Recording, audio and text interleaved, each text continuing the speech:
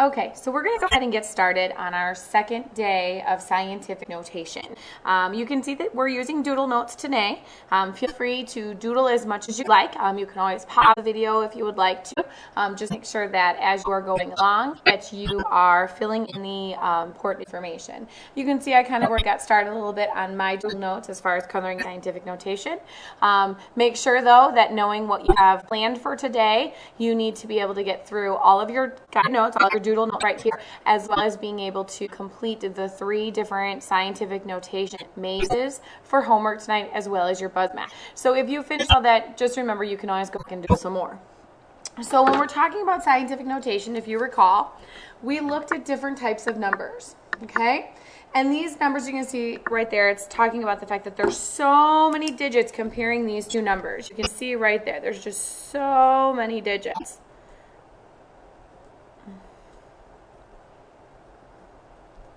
That in fact, when we're looking at these so many digits, okay, that sometimes with numbers that are this small or this large, it can be helpful to rewrite those numbers without those zeros.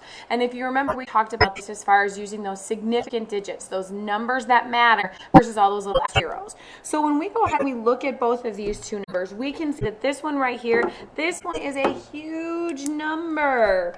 This one right here.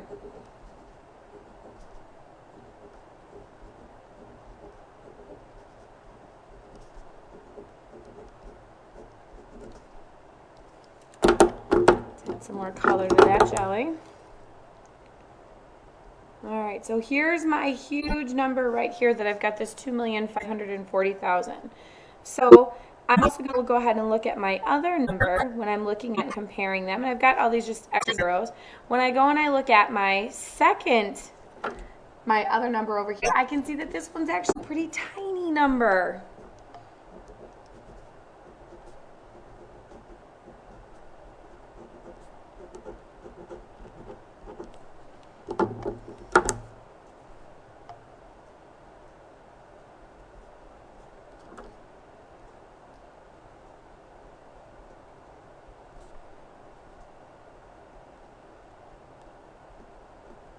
All right, I've got my huge number and I've got my tiny number. So what we're going to do, you remember what we do in scientific notation.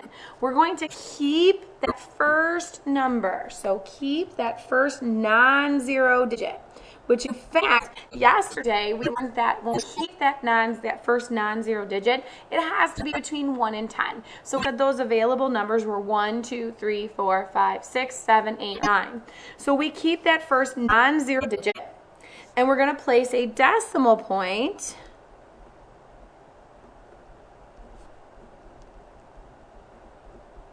before the next. And then we use those powers of 10 to correctly represent how we moved the decimal point from where it was in its original location. So again, we know that rewritten format, we know that we call that scientific notation. Okay, so let's go ahead and let's review. When we look down here, we'll start with our big number first. We'll start with our 2,540,000. So when we want to go ahead and change that to scientific notation, we're looking to see where is that first non-zero digit, or that number that's greater than 1, but greater than or equal to 1, but less than 10. So if I go and I look and I see where it's at, well, right away I can see, hey, you know what? It's going to be right here. I'm going to go ahead and replace my little comma there with a decimal point. So that's where I want that to go. I want it to be there. So it's 2.54. Here's my significant digits, okay? Because all of my zeros are going to go ahead and cancel out. However, we know that's going to be by a power of 10, but the next thing we have to look at is we have to figure out where is my decimal point moving from. So if you remember, I count my digits. So right now, my decimal point right now is right after my number. So I'm going to count 1, 2, 3, 4, 5, 6. So now this becomes the tricky part. I know that my exponent is going to represent my 6, or my 6 is going to represent my exponent, but we're always trying to figure out if it's going to be a positive exponent or a negative exponent. So the easiest way for me to look at it is I look to see, this is a really big number. And in order for me to take it from scientific notation and put it back into that standard form, that number, I then have to go ahead and move my decimal point 6 places to the right. So then that means my exponent must be, looks like my pen's dying here, my exponent must be that positive 6. So we're dealing with a big number, okay? So when converting a number into scientific notation, if you move the decimal to the left, you know that it's going to be positive, and it's got to be within that power of 10. So if you move the decimal to the left, it's a positive power of 10. So again, that's similar to what we did before when we took a look at that. Okay? All right. And again, feel free to go ahead and kind of color all this in and make it so that it stands out to you. So if we're moving that decimal point to the left, when we go into scientific notation, we know that my exponent is going to be positive. So let's move over to my small number. Okay, so now I have this number of 0.008264. Well, if I want to look at that and try to figure out how that's going to become in scientific notation, the first thing I need to do is I have to keep that first non-zero digit that has to be greater than or equal to 1, but less than 10. So I look to see where that would be, the first non-zero digit, and I see it right here. It's awesome. Okay, so I'm going to look at all those significant digits and get rid of all those extra zeros I don't need. So now I have 8.264 times 10 to the, that's what we need to figure out. So I go and I look and see where was my decimal point at originally, and how many places did it move to my new location. And I see by counting that it's moved to that location 3 places. However, this is a tiny number, and if you remember when we talked about those tiny numbers, we talked about the fact that then my exponent actually has to be negative, so I moved -3. So down here below, you see it says when writing in scientific notation, if you moved the decimal point to the right, it's going to be a negative power of 10, which is wonderful. So they even give us an extra little example right down here, which is great. Let's look at this one. So we've got 0.0337. So I need to look and see where am I going to put that decimal point at. That first non-zero digit that is between 1 and less than 10. All right, so I see it's going to actually go right there. So I look for all my significant digits, those digits that have my value, which is 3.37 times 10 to the, and now I need to go ahead and figure out what my exponent's going to be. So I look to see where was my decimal point at originally, 1, 2. So I know it has to be a -2 because in this particular case, I moved it to the right. Or what is easier for me to think about is the fact that this was a tiny number to begin with. So when I think tiny or small, I'm thinking of those negative numbers. Where when I'm working with my big numbers, those huge numbers, I know that my exponent's got to be positive because they're bigger numbers. Okay? So obviously, just sure in this inside part, it's technically telling that, just to be careful, so that we move the decimal point to the left. What it actually represents, if you stop to think about it when we did stuff with our power of 10 yesterday, is that when you move it to the left, it actually represents dividing by a power of 10. And then when you're moving that decimal to the right, so you're going from a small number into scientific notation, moving to the right of moving the decimal point right actually represents multiplying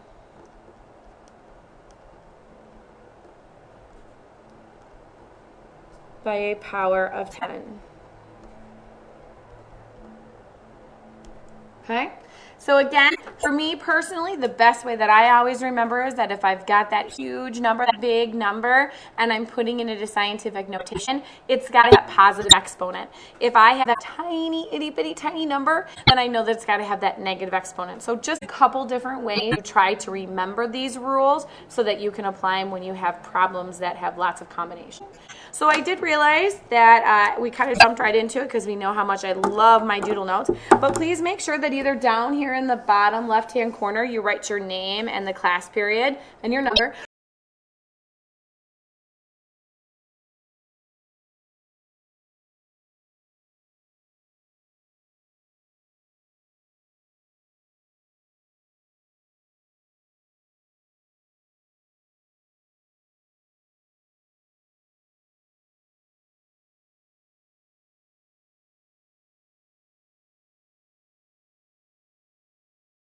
Or you can always put it way up here at the top, whichever you'd like to do. Just please make sure that you have your name on here and your number, just in case you misplace your doodle notes. All right, so let's go ahead and let's flip over to the back. Maybe. All right, there we go, that's better. All right, so scientific notation, some scientific notation practice.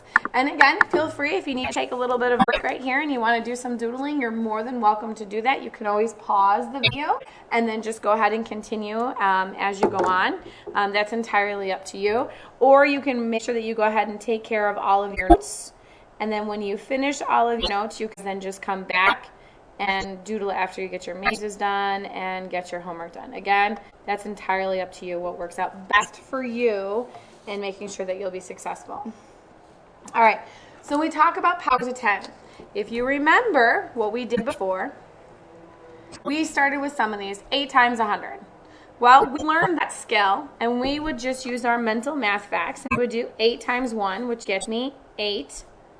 And then we have the 2 zeros, and put the 2 zeros at the end, okay? But now, because we've learned all these things with our scientific notation, another way to look at it is 100, and this is the way I kind of look at it, so I'm going to kind of put it over here to the side, ready? So 8 times 10 to the second. That means the exact same thing. So now I've learned that I've got that 8 right here in my decimal points right there, and I have to move it to the right 2 places. 1, 2. So then I fill in those missing holes that I've got right there, and I get that answer 800. That is the exact same thing that we're doing right here. Everything is the same. And why is it important that we recognize that? Because now you can see they're throwing in things 5 divided by 100.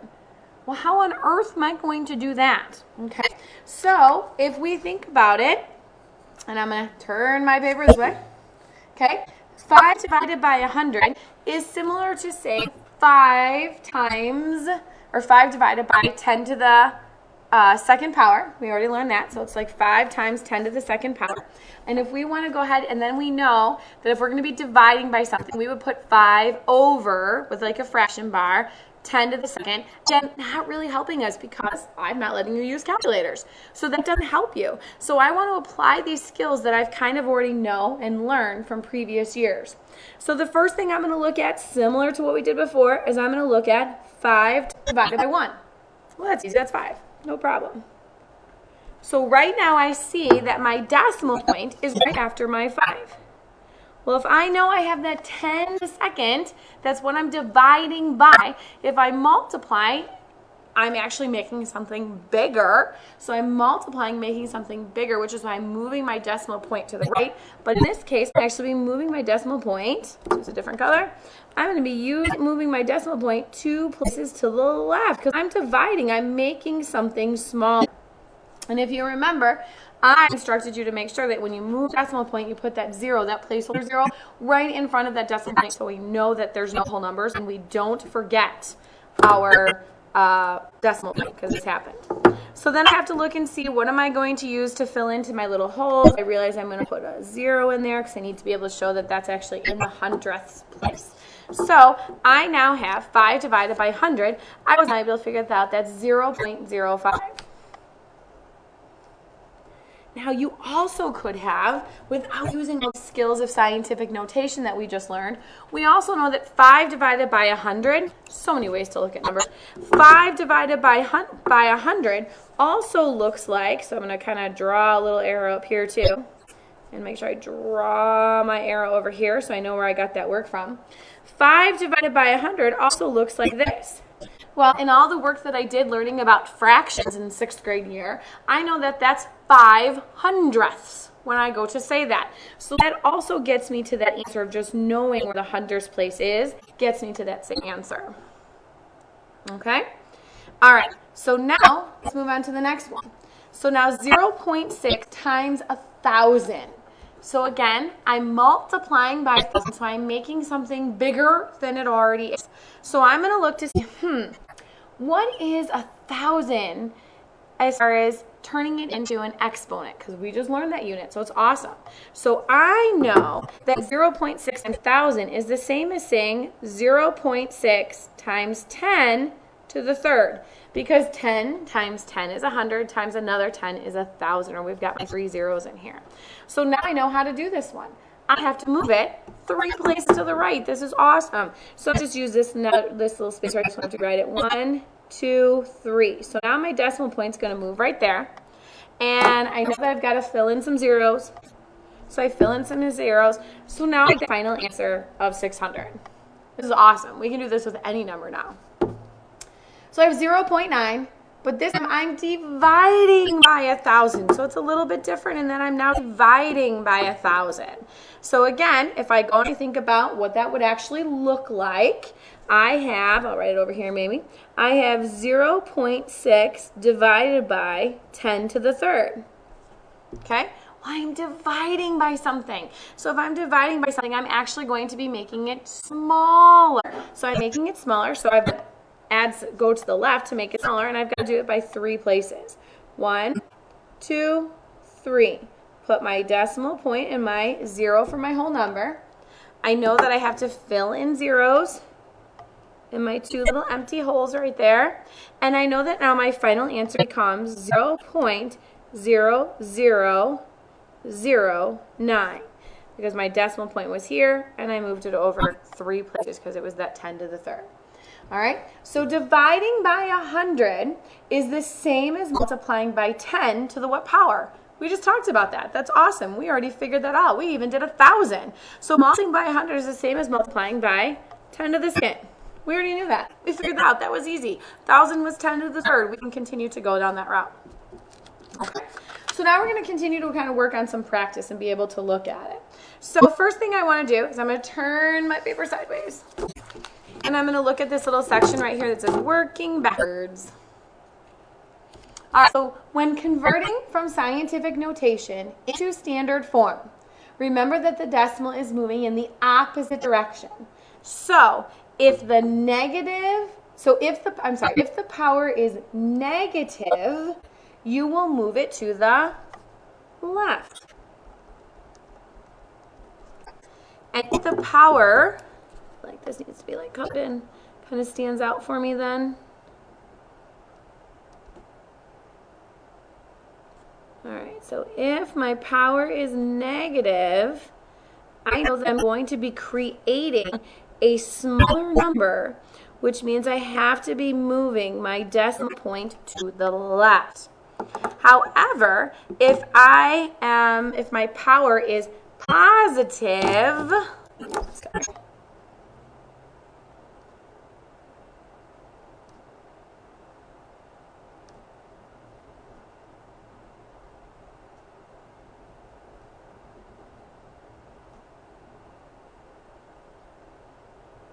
okay, if my power is positive, that means I'm going to be moving my decimal point to the right. Okay, so again, remember just that we're kind of always flip-flopping it, and again, we did a lot yesterday with like the bigger numbers and the smaller numbers and kind of taking a look and seeing what that is. All right, so let's flip back around. Standard form and scientific notation. So basically what we're going to do with these is we're going to go from standard form to scientific notation, scientific standard, so on and so forth, to just kind of practice. So standard form to scientific notation. The first thing I need to figure out is where is that first non-zero digit that's between those numbers of 1 and 9.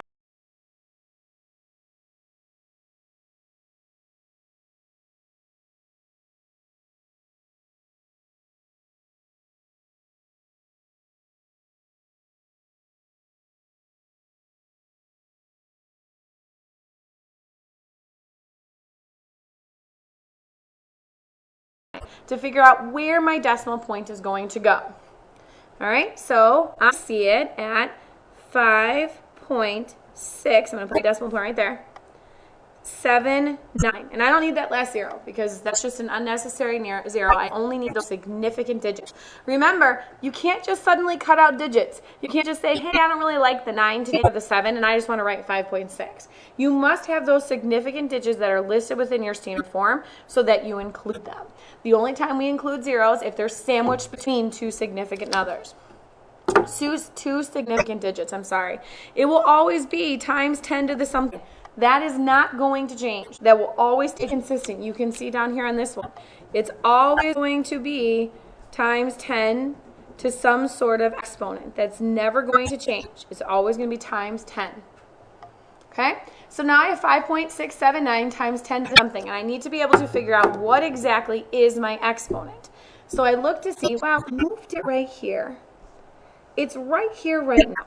So I need to figure out how many places I moved it. So 1, 2, 3, 4.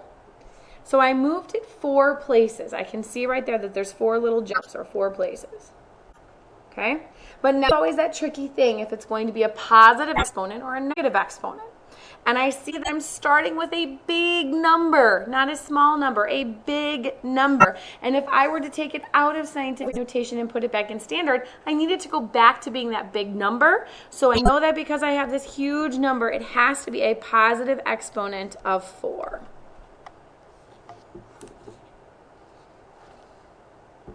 All right, so now that scientific notation to standard form. All right, so looking at it, it says right here it's 2.4 times 10 to the negative second.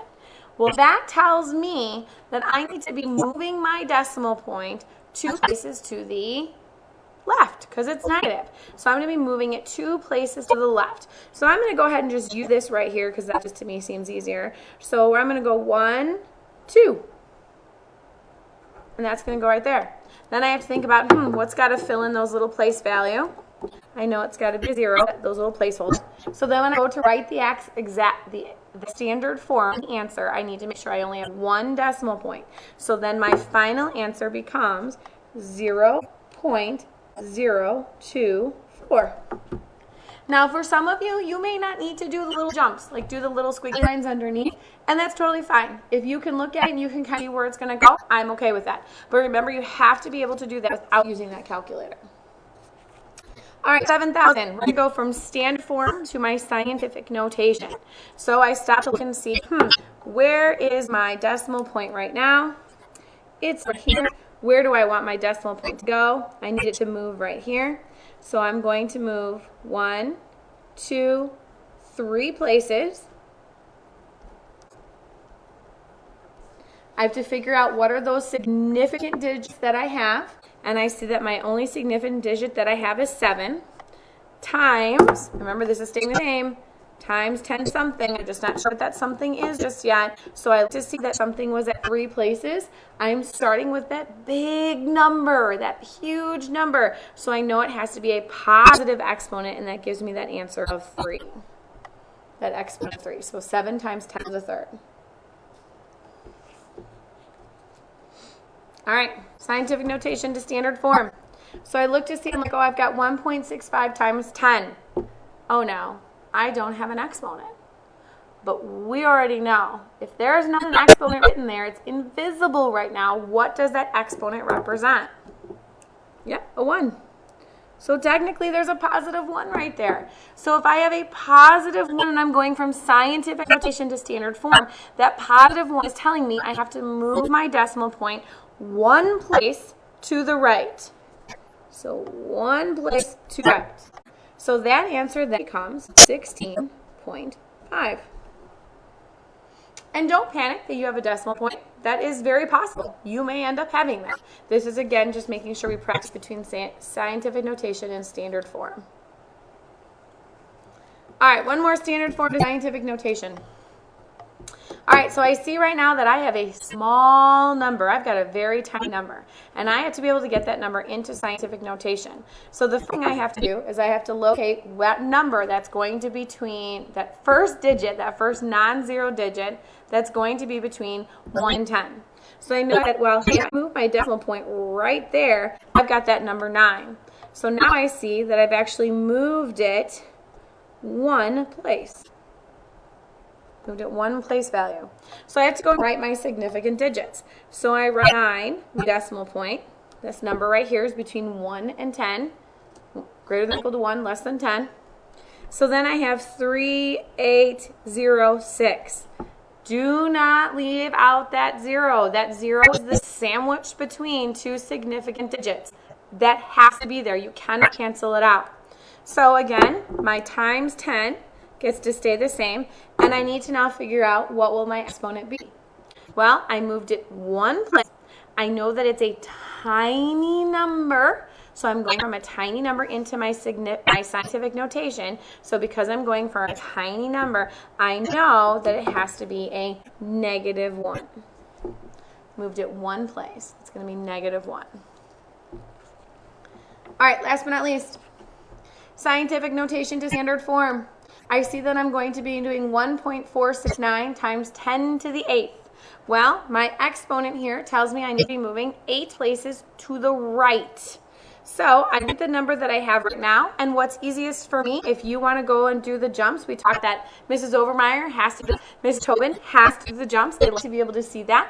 If you can visualize it, great. So I know that I've got to have these 8 place values. So what I do is I see, well, I've got 1.469, and I have to have 8. So I'm thinking, well, there's 1 jump, 2 jump, 3 jumps.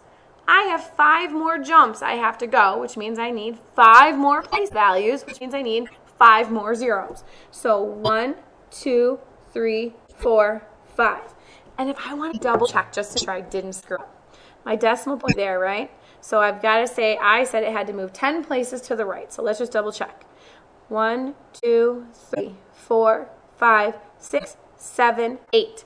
So if you added too many zeros, just quickly erase. If you didn't put enough, go ahead and add another one. And then, of course, I go back and I add all my commas. Again, please make sure that you have all your information filled out on your guided notes, on your doodle notes. Please make sure your name and number are somewhere on this doodle notes.